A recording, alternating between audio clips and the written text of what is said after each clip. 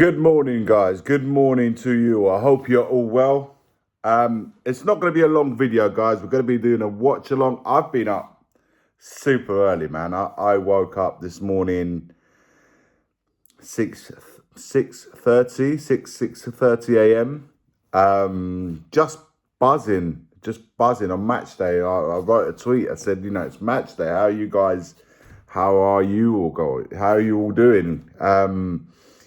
What are your thoughts? What are your sensations for the game? Do you know what? It's been a while, man, since I've woken up feeling excited about a match day, Spurs match day, that is. So that's it's a good feeling that we got, or certainly that I've got coming back. And I'm looking forward to this one. I am looking forward to this one. From last week, the Man United game, I have to say that the vibe is a good one, not only around the camp, but it's also good amongst the fans.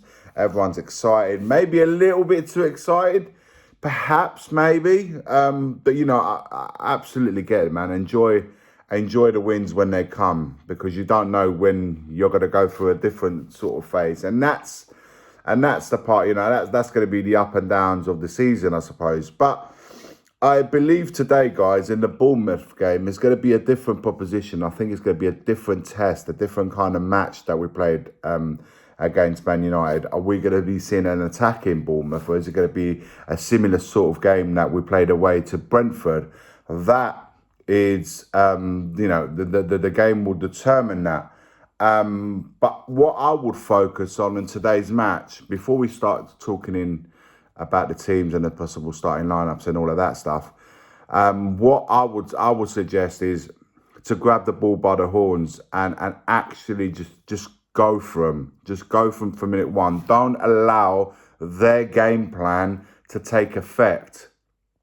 Don't allow them to settle into the game. Just get at them from minute one. And I think that's what we will try to do.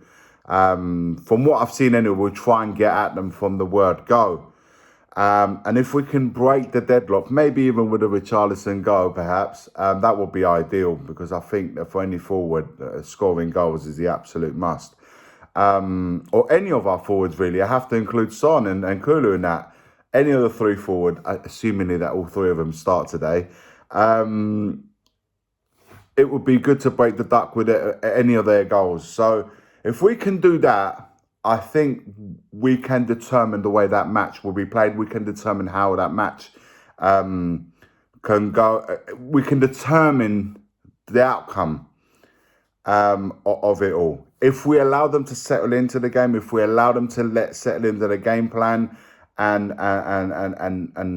let them come on to us and perhaps even take the lead, it's going to be a tough afternoon. And the reason why I say that, it's a tough little ground, small pitch, crowds on top of you. There's not a huge stadium, but it can be really, really loud. It can be really fortress if you allow them to get them going. So that's regarding the game plan. I'm really interested to see how quickly we get at them, and if we can break the deadlock straight away. I think I think we can really, really, like I said earlier, determine how it all goes. I do believe it's going to be a tight game. I don't think it's, I've heard different score predictions. Some people are going to think we're going to put 4 or 5 against them. Others are going to say it's at 3-1. A lot of people have been saying 3-1.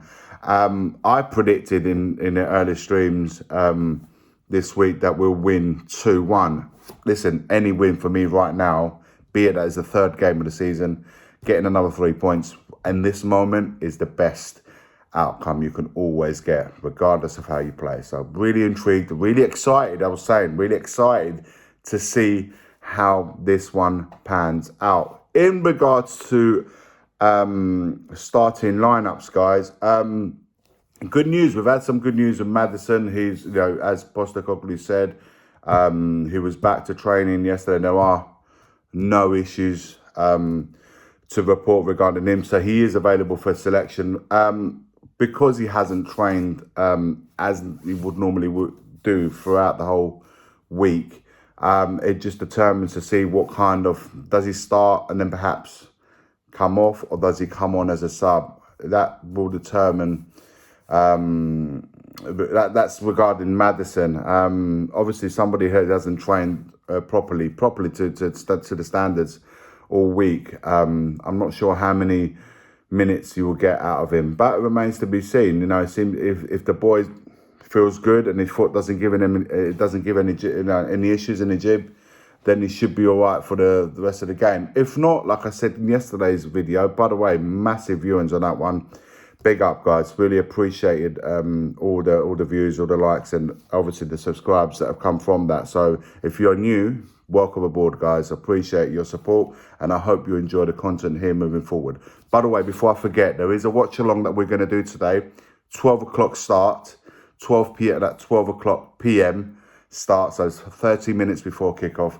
We will be having a watch along on Tottenham away. So if Maddison wasn't, I said in yesterday's video, Lo Celso, it may be an opportunity for Lo Celso to start in that position.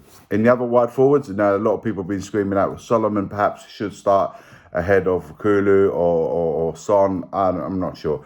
For me right now, as things stands, I will stick with the three forwards. The only changes I'll make where they need to be made. If Madders is not 100%, I'd rather not risk him play Lo Celso. And then the other one on the right-hand side, I think, determined to see if we go with Porro, who's a bit more defensive, or do we stick with the attacking flow Porro? I said yesterday, personally, I would stick with Porro and keep as much of that Man United 11 as possible. That's my take on it. Let me know your take on this. Let me know your thoughts, your sensation, your vibes, how you're feeling about this game.